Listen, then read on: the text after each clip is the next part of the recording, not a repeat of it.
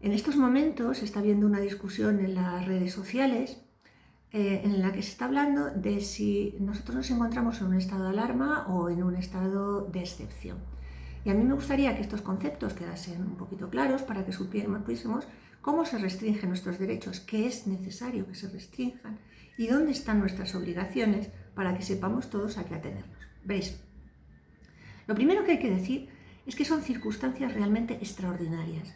Y cualquiera de estos dos estados lo puede decretar el gobierno, pero no lo puede hacer por sí mismo. Es importantísimo que se decrete este estado de alarma o de excepción con la aprobación del Congreso. En función de que sea un estado de alarma o que sea un estado de excepción, se requerirá un número determinado de votos a favor de este tipo de estado que se decreta en el momento en el país.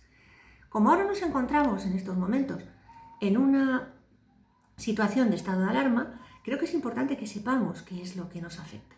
Nos afecta fundamentalmente a el limitar la circulación de personas y de vehículos por razones de seguridad. Todo esto siempre es por razones de seguridad.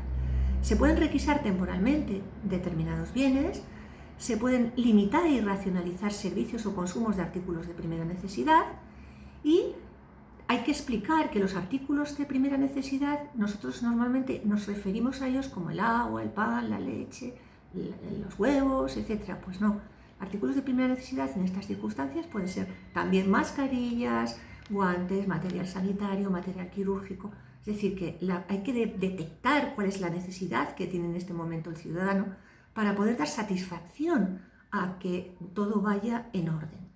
¿Qué más se puede hacer en el Estado?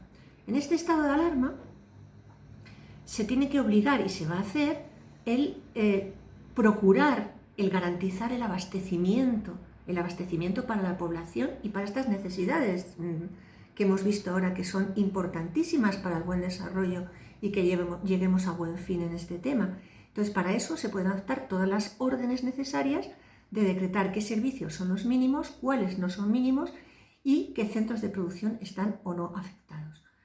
El plazo en el que podemos estar en estado de alarma son 15 días, prorrogable por otros 15 días, es decir, 15 y 15 días.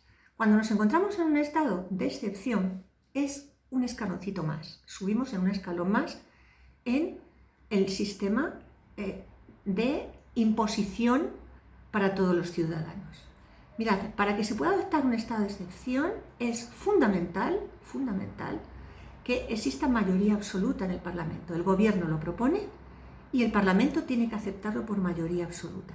Esto ya de momento nos garantiza determinados derechos. Ahora bien, ¿qué derechos veríamos restringidos si realmente se produjese este estado excepcional, de excepción? Pues primero, podrían detener a cualquier persona si se considerase necesario porque la autoridad lo dijese. La autoridad gubernativa lo dijese, con lo cual podríamos estar detenidos mañana todos. Podrían hacer inspecciones domiciliarias a criterio de la autoridad en un momento determinado para poder saber si es necesario lo que sea, lo que ellos inventen o lo que ellos crean conveniente. ¿Qué pueden hacer también? Intervenir las comunicaciones. Y ahora trataremos este tema también.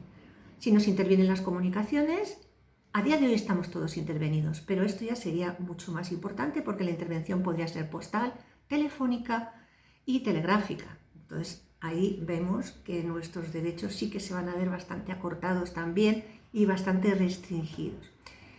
Y por último, sería dos cosas muy importantes a tener en cuenta al encontrarnos en un estado de excepción. Todo el tema de prensa, publicaciones, radio y televisión serían suspendidas.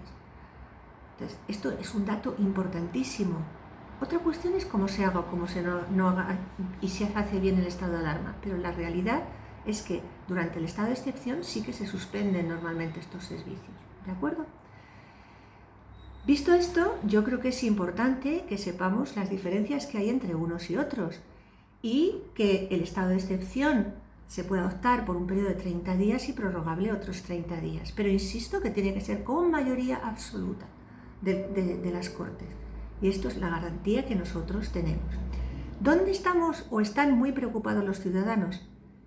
En el tema de la intervención, en el tema de la intervención de las comunicaciones. Evidentemente, si ahora está decretado de esa manera para que nosotros podamos estar controlados y controlar la pandemia, bueno, bien está. La cuestión es cómo va a quedar después. Entonces, lo que nosotros sí que debemos estar atentos a qué va a pasar después una vez que se haya decretado el levantamiento del estado de alarma. Entonces, ahí es donde sí tenemos que estar preocupados. Y ahí es donde nosotros, en un momento determinado, tendremos que pedir que eso vuelva a su ser anterior, es decir, a el pleno reconocimiento de los derechos de los ciudadanos. Hasta aquí espero haberoslo aclarado.